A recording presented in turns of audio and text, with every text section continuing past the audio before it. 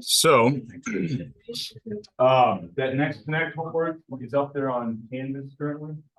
We can kind of start chipping away at that as we go through the material. Probably won't be able to get very far into it up to this point. After this week, though, you'll be able to kind of take a pretty good chunk or work on a pretty good portion of it. After today's class, I'll put up the next Excel assignment. In fact, probably, I think and I say Excel, it might be an individual assignment where you work with your data again. So those are going to kind of start using those a little bit more. Now that we've built up some principles. And yeah, that should be kind of where I also put up this if you want to take a look at the extra smart book just to walk through, kind of get an idea about what we're going to be looking at on Friday and then the beginning of next week. Okay. So it's kind of just some housekeeping stuff. Unless there's any questions for me, we'll kind of try to do a little bit of a refresher where we left off before fall break and then kind of keep going. Any questions for me? Okay. So up to this point, and a lot of you were gone last Friday, so maybe this will be good to see, right? So we've got some variable X and it's normally distributed. Right? We said it's got some variance, it's got some standard deviation, it has a mean. Well, I might be interested in something like, well, what's the probability that I see, I don't know, I'll give you some values just to have some context. What's the probability I see this random variable X take on a value of 45 or below, right? Well, how can we find that? We can integrate that function, right? That probability mass function from negative infinity to 45. We don't want to do that every single time, so we're going to use those tables. Right? So in order to use those tables, we have to convert this normally distributed variable X into a standard normally distributed variable Z, which should always have a mean of what? 0 and a variance or standard deviation of 1. Right? We then turn this value of 45 into a Z value. We said, how do we do that? We just take that value, kind of think about here, this is X, 45 is X. We'll subtract the mean and divide by the standard deviation. Once we do that, we'll know how many standard deviations away from the mean that original X value was. Then when we go to the Z-score table or the standard normal table, we can look up that Z value and it will tell us the probability of seeing that value or anything to the left of it or anything below it or the area to the left. Okay. It's just kind of where we left off and we worked through with some actual numbers, what's the probability that temperature was above this point. We also did things like what's the probability that temperature is, we did things like temperature is below. We also did the probability that temperature is above, right? Which only added what additional step? We'll go through the same process, but yeah, by tables telling me the area to the left, and I want the probability being above a certain value, I actually want the area to the right, so we just had to do 1 minus. Okay. So we're going to work today with that same thing, and I already know that I forgot 2 things as I was waiting. I had plenty of time to do both of these. So let me get this going, and I'll also pull up. Where is it at? There we go. Where's my standard normal table at?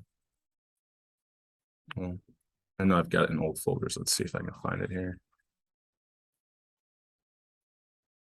There it is. All right. I'll have to move that. I'll get this going. And then we'll see how do we work in reverse. Okay.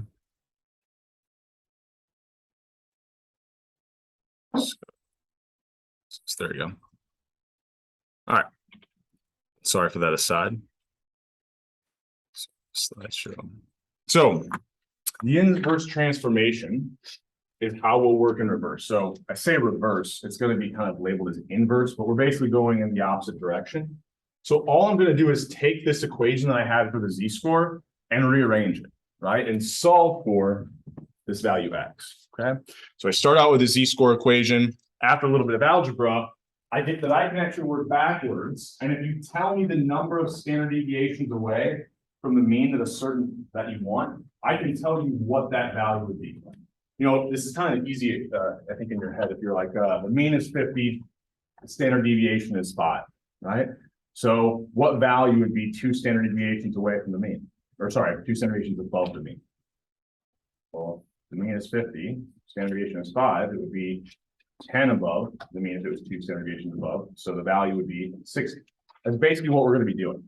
The problem is a lot of the times we're not told, I don't think in our everyday speech we just say like, how many standard deviations away is, right? We might want to know, well, what's the probability we see something, or sorry, what value would the probability of seeing that value or lower be 0.1, right? So often we know the probabilities, but if we know probabilities, we can actually back out what those z-scores are, okay? So I'll show you on the table here in just a second. But let's say, I think the value I give on the next one, see, I got some example here. So let's do, thought that's what it was. So let's do the probability of 0.1, right? So whatever variable this is, right? I think the example I'm going to use here in a second was test scores. But the idea is that if I want to find the test score such that it's better than 10% of the other testers, or the 10th percentile cutoff, you can kind of think about it that way.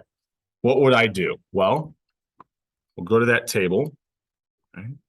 We'll zoom in so we can see things. Now, before we knew Z, looked Z up on the table, and then the table gave us the area to the left. When we're working in the inverse, right, we're going to actually know the probability, right? We know the area in the tail here is 0.1. We want to know, well, how many standard deviations below the mean do we need to go so that that area is 0.1, or the probability of seeing that value or lower is 0.1. So we now know the number in the middle, right? Before we knew the Z value, so we could use those row and column headings to look up that Z value, find the corresponding probability. Now we know the probability. We want to look that up in the middle of the table and then go over and up to the row and column headings. I might have said that backwards, right? Over and up, row and, oh, I got it right. And then once we kind of look that up, we can find the corresponding Z value. All right, so here, it's kind of a pain, but I scroll, I'm looking for 0.1. Okay, I start getting close here. So I can't exactly find that value of 0.1, but these two values are close. So the way that we're going to proceed in this class with this is anytime you have a probability that's in between two, we're just going to figure out what those two Z values are that's in between, and then just kind of take the average of the two. In practice, you can make it more complicated and do what we did before with percentiles and do those in interpolation, right? I might be a little bit closer to one value than the other. That's what you would do in practice, but for the sake of keeping it a little bit easier in this class, we're just going to kind of take the average. Right? So 0.1 is in between these two values. So we're in between what? Negative 1.28 and negative 1.29. So typically we kind of use negative 1.285. But a lot of the times what I'll kind of do on the exam, once we get to the exams, I'll kind of mention this. We're just going to actually always use the higher of the two. When I say higher, the larger magnitude. So when we're dealing with negative values, we're going to take negative 1.29. Okay. So you could make this extra complicated if you wanted to and take this out to a third decimal, but I'm only ever going to expect you to go out to the 2 decimals. And in doing that, kind of you can always just choose the greater in magnitude of the two, or whichever one's further away from 0, if you want to think about it that way. How is that where 0.1 is? How is that where 0.1 is? Yeah. So, sorry, I got to scroll back down. So, right, I now know the probability. I'm not looking up the Z-score. Right? I don't know what that Z-score is. I just know the area in the tail was 0.1. Mm-hmm. So the area in the tail, that's these numbers in the middle. You just have to find. So I've got to find what's closest to 0.1. I thought we were looking at the top numbers and all this. So that's what we did last week, right? When we knew the number of standard deviations the way that we wanted to be and wanted to find the corresponding probability. Now we know the corresponding probability, want to find the Z-score associated with that. Yep. Any other questions on that before we keep moving? So the example that I think I have now is looking at test scores. So let's say, and I will have to read these a little bit carefully, right?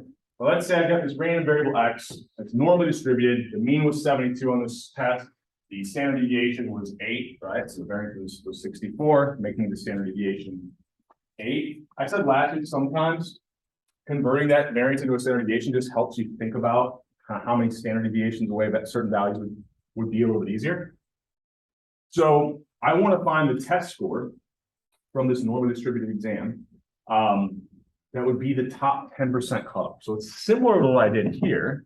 In fact, I wouldn't even have to necessarily use the table.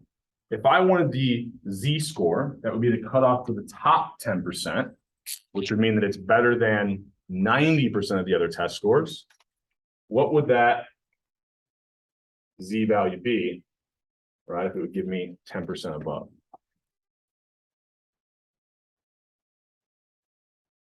So what's true about this distribution?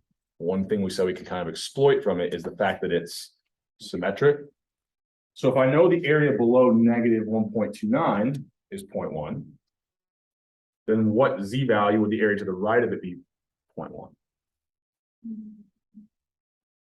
Just positive 1.29, right?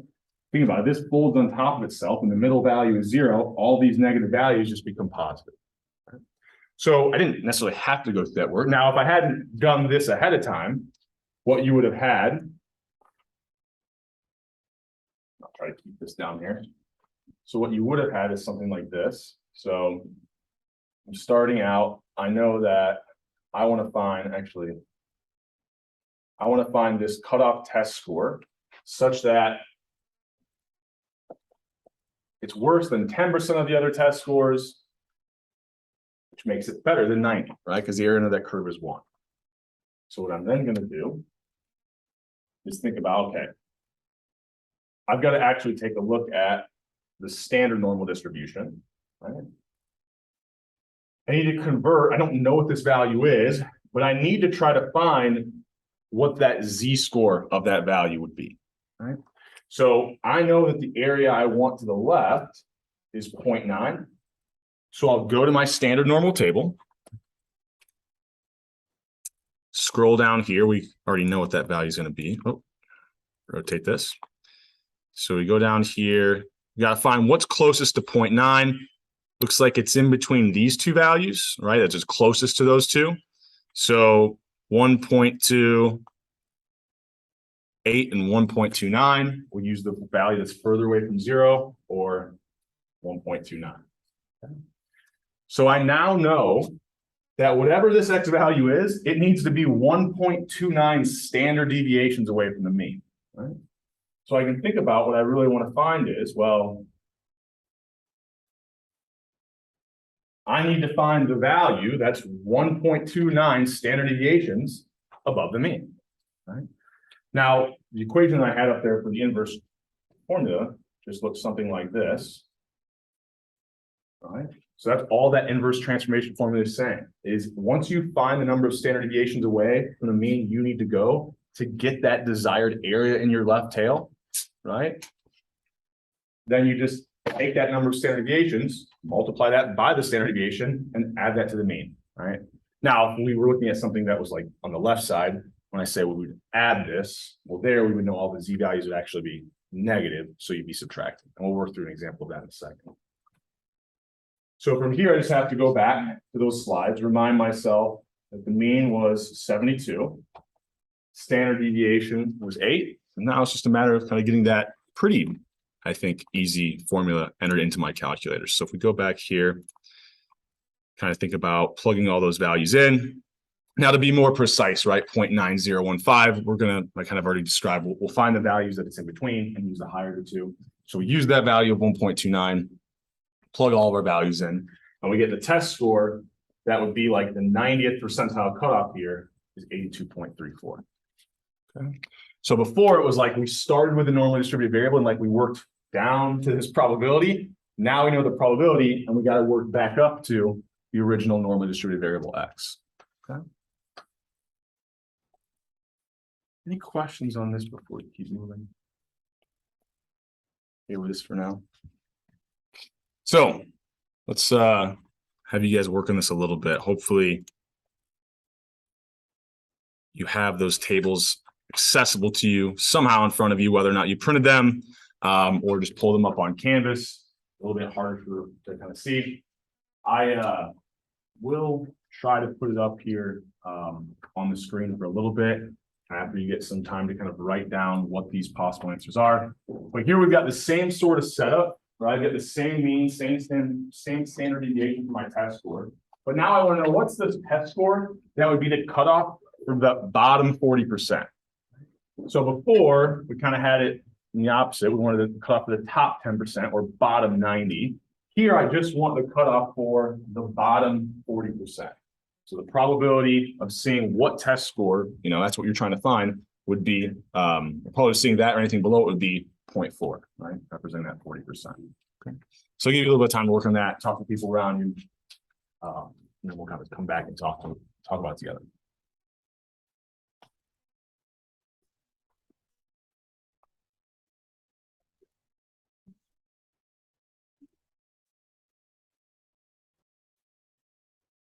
Like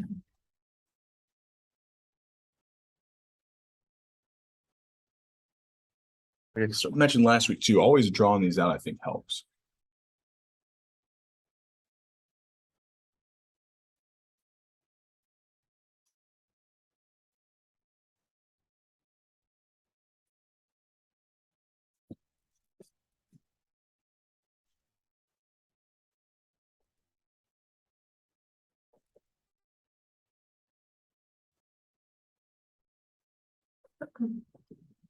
So I'll come back to the answers here in a second, but just to kind of help you guys out, in case you forgot, I will pull this up here. See if this was going to be. Gotta go a little bit smaller. This is why I said it's better to print this out because in order to kind of show this the entire table to you, it's a little bit.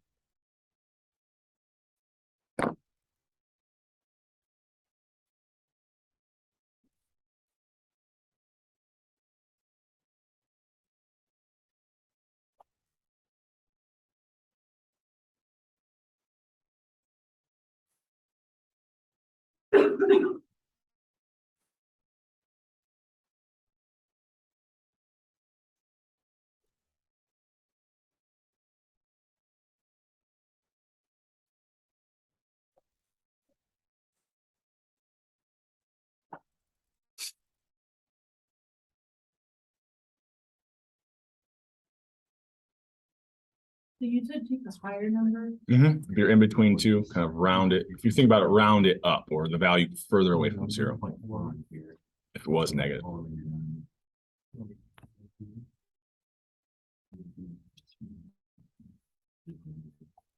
So too many people using this, so I'll put the slide back up here. Yeah.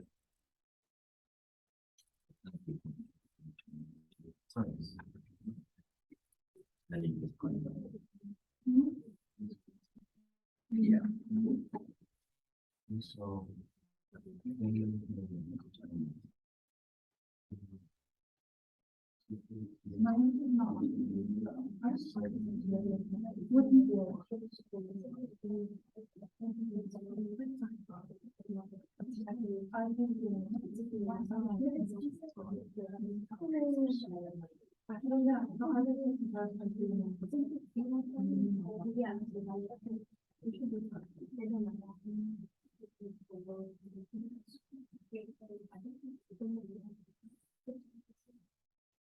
Wait, the bottom part, what did you put? The bottom 40%. So you should be looking for the value such that it'd be better. Yep. Oh. I think it should be.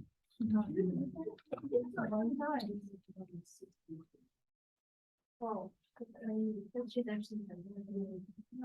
All right. If you haven't gotten an answer in, take your best guess here, and then we'll kind of go over it. You actually probably could have answered this one pretty quickly. No, wait, hold on, that's not an answer. So we got everybody. 13 of us here today. Everybody, there it goes. I think I said should have 14. All right. So first, we wouldn't actually have to work through this and actually look up the z-value if we just kind of think about what we're doing. So let's first start. Think about what I want is, sorry, the value that would be better than 40% of the other test scores. All right. Now I know that the mean is 72, and I know my standard deviation is 8. Okay. So if I'm thinking about what I'm going to try to do is I know there is some z value, right, or some number of standard deviations away from that mean I could be, that would give me that probability in that lower left tail of 0.4. So 0.4 is the value I need to look at in the middle part of that table. Now, before I even do that though, what do I know for sure this value has to be less than? Right? Why did I know I could plot that to the left of the mean? So when I know I plot it, it's very easy to see that. But why did I know I could plot the value I was looking for to the left of the mean? Well, if the area to the left of the mean is 0.5 and the area I want is 0.4, the only way I can get that is if I'm looking at a value that's below the mean. Right? So that's kind of how I knew I could plot that value that I don't even know what it is yet to the left of the mean. So from there, I know that B can't be the answer, C can't be the answer. I guess technically A could be the answer, but if you take a step back, right, and you're thinking about what test score would be the kind of cutoff for the bottom 40%. Well, if the average is 72, the standard deviation is 8. I mean, that's like, I don't even know, 6 standard deviations away from the mean. We said that 2 standard deviations is pretty far, right? When we start looking up these z values, in fact, I think this table, it's the one that I've, only goes up to like negative 3.99. So that doesn't even make sense to be that many standard deviations away. Without even looking that up, we knew the answer should have been whatever, 69 point something, right? But how did I actually come up with that value in case I gave you some other options that were a little bit more realistic? Well, the area that I want in that lower left tail, or that, the probability of seeing the z value or lower is 0.4. So we go down here, start hunting for this. Looks like I'm in between these two values. So this is a little bit small. So here we go. So in between, these two values. So negative 0.2. We'll scroll up in between these two columns so we can see negative 0.25, negative 0.26. So we'll use the higher of the two, right? Or the one that's further away from 0, larger in absolute value. So 0.26 is that z value. Now from there, we can just plug in that everything we've got into our inverse transformation formula, or just conceptually, we're trying to find the value that would be 2.6 standard deviations below the mean. So we'll take negative 0.26, multiply by the standard deviations, or whatever the standard deviation is, and then add that to our mean. Now, when I say add it, notice there's going to be a negative sign here. So when you do plug this in, it should look like that. Yeah. Yeah, so the area we wanted, right, was 0.4 in that lower left tail. What we're trying to do with this inverse transformation is find how many standard deviations away from that mean do I need to go, such that the probability of seeing a value, an x value that's this many standard deviations away from the mean, or anything less than that, that probability is 0.4. So we went here to our table.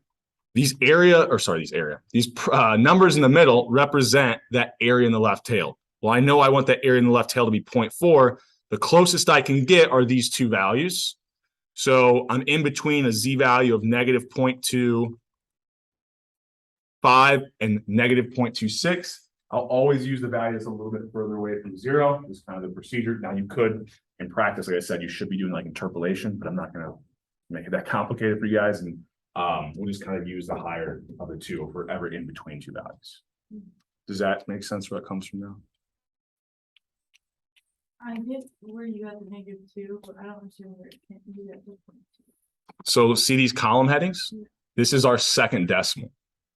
Oh, So 3.82, negative 3.86. okay. Yep. Any other questions on that before we keep moving? So this ends up being the 69, whatever it is. Now, also, as you go through this process, you'll kind of notice sometimes I probably try to throw the z values in there to throw you off a little bit. If you think about what you're actually looking at, something with a mean of 72, cutoff score of 0.26 or negative 0.26 doesn't make a whole lot of sense, right? So that's just one way to kind of prevent yourself from making an easy mistake and forgetting like, oh yeah, I need to find that z value. Once I have that z value though, I need to plug that into my inverse transformation formula, okay? All right, so I think what we're going to do here is I'm just going to work through more examples with you in Excel. So let's go. I put up under the in-class data folder, there should be an Indiana weather blank file. So let me see. Go to files here, in-class data, down here at the bottom. Okay. So once we pull that open, I think it defaults to opening up to this build Z table. Let's not do that right now. Let's go to, I think what I want to do is temperature, because I know we were using those values in some of the examples we did last Friday. So I've got 3 months here. All right. Well, I've actually technically got every single month from what, 1895 all the way to 2019. Right. So they put out historical weather data. So what I then did was, well, what I'll first do is zoom in so we can see what I'm doing. So I then kind of just set this table up so that I would have average June temperature. Actually, let me label this here to make this a little more clear. So I found the mean June temperature. How could I do that? Well, I was using that average function of the June column, right? Now that was should already be done when you open the file. I was then also finding the variance. Now I don't have population data, so I was treating this as a sample for right now, but we'll kind of hold off on that discussion a little bit more until Friday. The difference between kind of samples and populations when we're dealing with a normal distribution. But all we need to kind of think about this is our variance, okay? And then I think here, all I did was take the square root of the variance. So this should represent my what? Yeah, right. Pretty easy, okay? And then I did that it was kind of nice. Notice, even if I didn't have these, because I use these cell references, well, all the data is in order, right? So June, July, August. So if I wanted to find the mean variance of standard deviation for these other 2 months, when I copy this over, all the column references update to the next column. Yeah. Oh, did I? I did skip August. So that won't be right. Thank you. That should be August, right? So if I want to do September, you got to add in another column. I guess it'd help if I remembered all my months, right?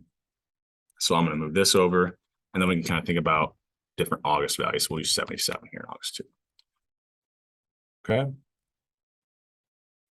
So I've got these different kind of cutoff values that I'm thinking about. So I'll just kind of walk through what we're doing with the first one if we were to do it by hand, and then kind of show you how would I do that in Excel. Okay. So the very first month, June, we can think about June temp. And we said temperature within each month is pretty normally distributed. Here I found a mean of what? 70.86. Okay. My standard deviation is 2.5-ish, right? And then I want to know what's the probability that I see the average temperature this month be 71.4 or anything below that. Okay. So if we were doing this by hand, what would I have to first do?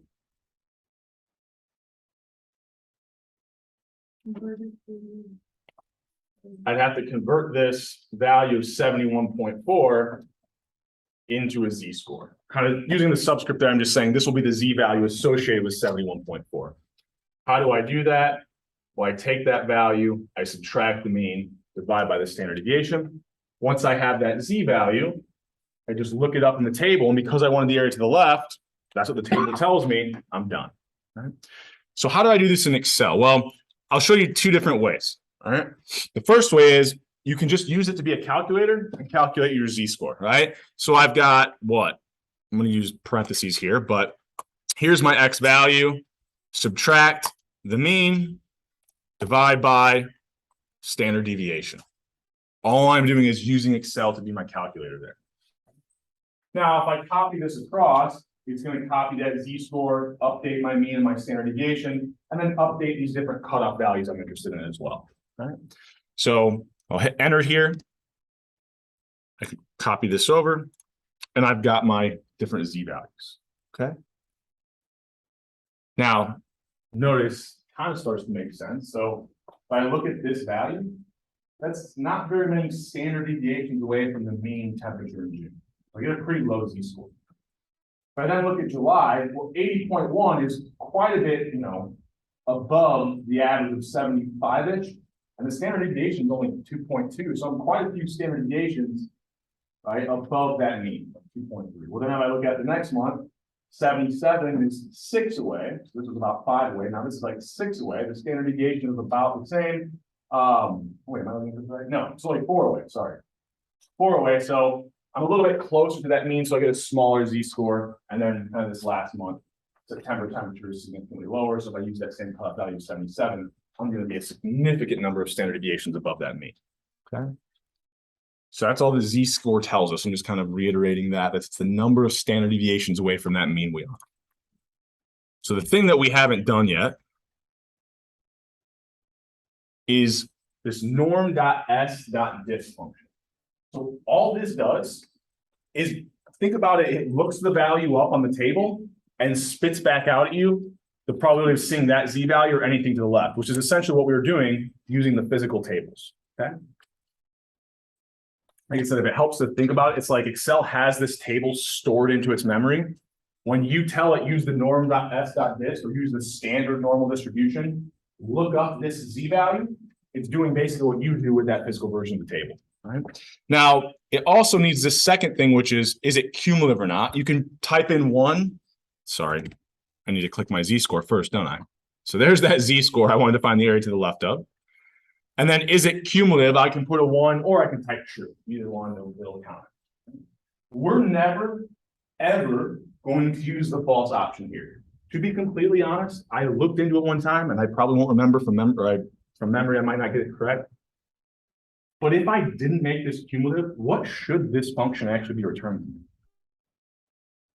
If I could see any possible z-value truly continuous, if I don't make this cumulative, it should just give me the probability of 0, right? The probability of any one value should be 0.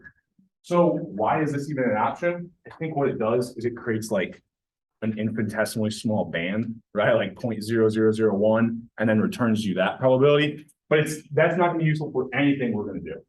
And I don't know why that's kind of programmed into Excel. There may be some use for it in some other field where I'm not used to, but for us, it doesn't have any use.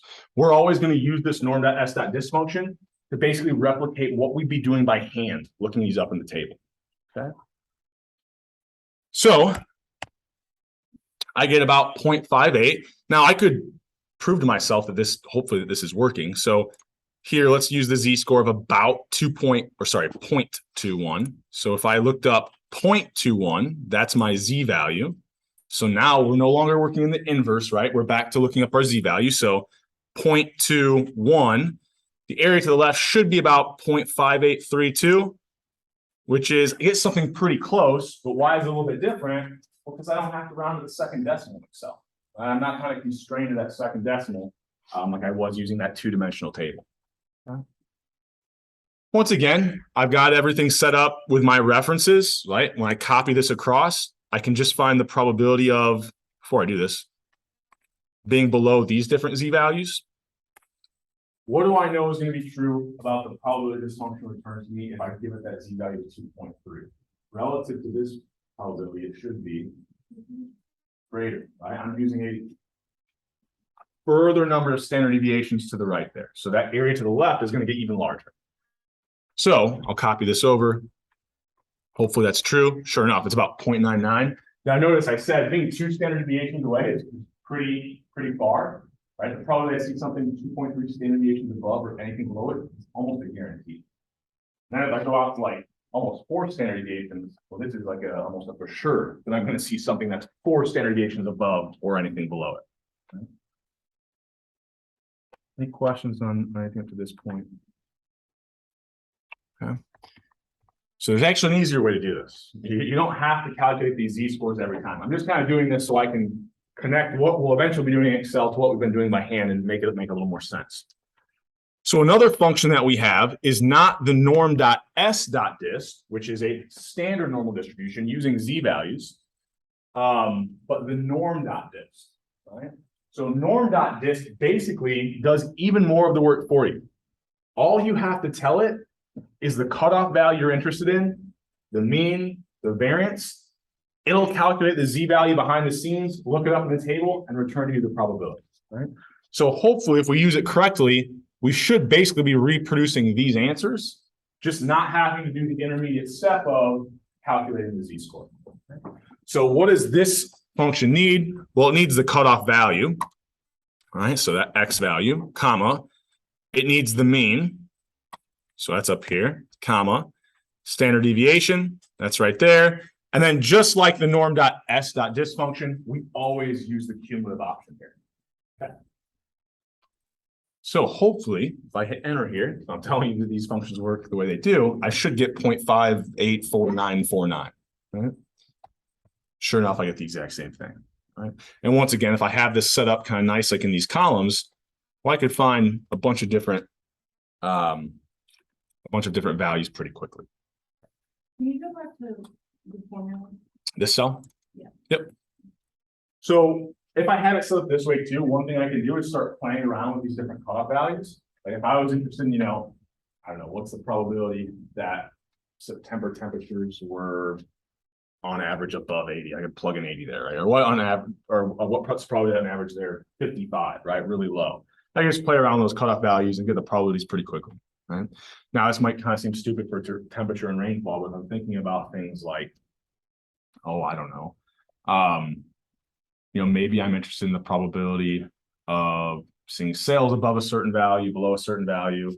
I'm in the agriculture sector. This kind of thing is very relevant using temperatures and rainfall.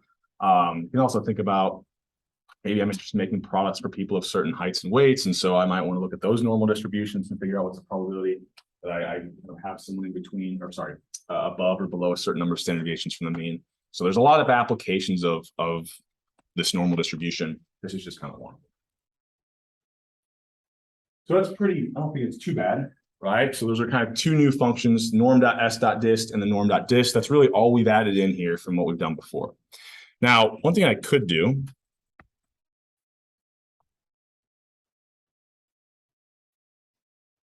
is find the probability of being above a certain value. Now that cumulative option, just like with the binomial and the sign distribution equations in Excel, you can't put a 0 in there and think it's going to give you the probability of seeing that value or greater. 0 is just making it non-cumulative, which has no application for us, right? So just like when we use the tables, right? Let's say instead I want to know what's the probability I see this temperature of 71.4 or greater. What's the only added step I needed to do? Yeah, once I found this probability from the table, subtract it from 1. Well, I've already got this probability, no longer from the table, but from Excel using that table for me. So I would just do 1 minus that. Okay. Any questions on that? And I could fill out this whole column as well. Okay with that for right now? Yeah. Do like a 1 minus the norm. Yep. Yeah, you can actually put it on one cell if you want. I break it down just so we can kind of build on it. But yeah, you could do this all in one cell if you want. Yep. Questions? So one thing just to point out here, it's kind of interesting, or I guess useful in the way we think about when we're doing like 1 minus. So you might question, like before with discrete random variables, the qualities were really important. So like when I type this out, where the hell is the equal? Like which of these is the equality?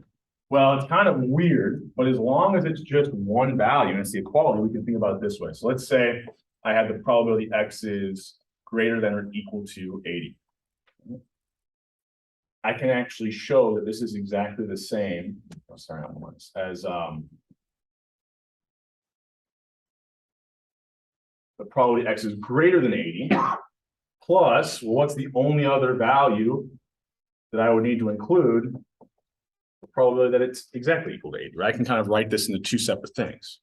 What's kind of weird though is, what's this probability? Probability of any one value is just 0.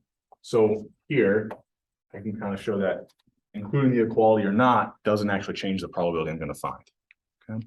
Now, this relies on it being a truly continuous variable, right? That the probability of that one specific value is 0. But that is kind of why I might get a little bit lazy with the equalities when I'm typing these things out, because ultimately it doesn't matter. Yeah. If one value is 0, why isn't it always 0 in that way? I don't know how to do it. Yeah, so it's really hard. Basically, it's like one of these like hard to think about math things, almost like it's philosophical. But if you think about it, I've got an infinite number of options, right? The probability of any one value is 0. But then I can also prove that if I were to add up from 1 to infinity, 1 over infinity, that I actually get a value of 1. It's very counterintuitive. Like this is, you can dive into like I took a real analysis class when I was an undergrad, and like you go through the proofs of like exactly why this is the way it is, right? And I agree, seems very counterintuitive and doesn't seem like it should work. If it's easier to think about, so if you want to think about it as integers, so like instead of finding the probability of one specific decimal value, if instead you were thinking about finding the probability of an integer value or like a distance of 1, well, then I could actually take all these distances of 1, 78, and add them all up and get the probability under the curve. It's just that if I take just like the smallest sliver out of here, because it's 1 over infinity, it's actually going to be 0. We get this kind of weird counterintuitive result. Yeah, so it shouldn't make a lot of sense. Infinity does weird things. You can like YouTube spiral infinity, and there's a lot crazier things that kind of come up with this. But good question, though. Any other questions before we keep moving here? So the other thing I wanted to show you matches up with the example that we just worked with. So hopefully we can finish this by the end of class. I might have one more thing I'll kind of show you. So I just put that test score mean and that test score variance. So I just moved over one worksheet here. I could actually find the probability of, the test score that would be the cutoff of that bottom 40%. Okay? So one way I could do this is, nope, sorry, I showed you the wrong one first. Norm.inv. Okay. So I'll show you the easy way, which is like how you should be using it, and then I'll show you an additional way, which shows you a function that has some application for something we're going to do in the future called confidence. So if I use that norm.inv, so norm.dist was working through that process like we did last week. Norm.inv would be working through the process that we did today. Right? So I know the area I want in that lower left tail is 0.4. So that probability that I'm telling Excel is always going to be that area in the left, right? That's why it's like drawing it out like we had earlier, kind of helps to see that area in the left tail was 0.4. Well, once I find that area, or once I know that area, I can find the z-score, or Excel can find the z-score. So if I tell it the mean of the standard deviation, it can then use that z-score that it found from the table, right? Once again, Excel is doing the work for us. Plug everything into that inverse transformation formula and spit out at us what is this x value, what is the cutoff such that probably seeing that value right to the left is 0.4. Right? And I think here, oops, I had 0.4, but we can change that later. So here's my mean, comma, here's my standard deviation. No, so what do I have to do here? I could actually do this all in one cell. I could break it down to steps if I wanted. But remember, we have that SQRT function, which would take the square root of the variance, and I can actually do that all in one cell. Like I said, it's easier to break it down and create another cell where you calculate the standard deviation and just click on that cell. By all means, do that. But I wanted to show you here, you can do it all kind of in one step. Okay. So the probability or the cutoff kind of test score that would be the cutoff for that bottom 40%, 69.97. I forget, what did we find? It's going to be a little bit off, 69.92. So we get quite a bit off here at the second decimal. And this kind of goes to show, like, when I have to go in between two values, right? We were having to use the higher of the two. It could really kind of influence our final cutoff score for X. Because even if it's only off by 0.01, right? If I've got standard deviations of 8, that's being off by 0.8, right? So kind of doing this by hand, especially the inverse kind of transformation, really we can be a lot more precise in Excel, right? Because it's not really looking it up in a two-dimensional table, it's integrating that function for you. Okay. And actually, I think the labels here have 0.9. Well, notice I could just go and find the test scores for different cutoff values as well, just by changing that one cell, right? If I've referenced it. So I could play around with different probabilities. If I put 0.5 in here, what should I get? What would be the test score, right? That would be cutoff for the bottom and top 50%. That should just be, if it's a normal distribution, should be the mean, right? The mean exactly splits this distribution in half. So if I want the probability to the left of some X value to be 0.5, I should get exactly equal to the mean, right? So I can kind of prove that to myself using these functions. We'll go back to 0.9 and I'll show you one more thing here. So let's say instead, I want to break this down to steps. So I know when I'm doing this by hand, that the first thing I need to do, and I think here, now we're using 0.9, so this visual is not to scale. I would have to actually be way out here, right? But I know the area I want in the tail, and I'm trying to find that corresponding z-score. I looked that area up, right? That probability in the middle of the table went up and over to the column and row headings, and then that was the z-score associated with that probability. Well, Excel will do that for me. Notice all I have to tell it is what probability to look up in that table, and it'll spit out at me the number of standard deviations away from the mean I need to go to get that probability, or the z value that I need, right? So here, before we were in between 1.28 and 1.29. Well, notice the actual value is a lot closer to 1.28 than it is to 1.29. Okay? So I mean, once again, be a lot more precise in Excel. Now from here, it's just I could use this inverse transformation formula, select my mean, add in that z value times my standard deviation, which once again, I've got the variance. So then I would just need to multiply it by the square root of that variance. Now, if I've done this correctly, and these formulas work the way I said, hopefully we're getting the exact same value as that shortcut using that norm.inv function, right? And sure enough, I did. Okay. So you don't need to break it down this way every time. And just kind of showing there are some other functions that you can break it down into steps, because we'll actually start using that norm.s.inv for confidence intervals and hypothesis testing down the road. Okay. Any questions on this? A couple of 3 minutes. I'll show you one thing that I think you'll all find interesting. If anybody else finds it interesting, maybe I'll do an example next class that I'll mention today. So this build z-score formula, I just want to show you what you can do in Excel. I will never expect you to go this far, right? But notice I set up row and column headings just like that standard normal table, right? So the first decimal and the second decimal, right? What you could then do is use that norm.s.dist function, tell it these different z values, which you can just compute by, well, what's the z value here? It's negative 3.81, right? Now it gets a little bit tricky with negatives here. It's like negative, I have to subtract it, positive, add it. But I could basically reproduce using that norm.s.dist function an entire z-score formula. Now, one thing I won't expect you, or we won't do in this class, is notice we always freeze the entire cell reference. If I freeze just the columns here, you'll notice the dollar sign is just in front of the column, and this one is just in front of the row, it'll only freeze the row reference.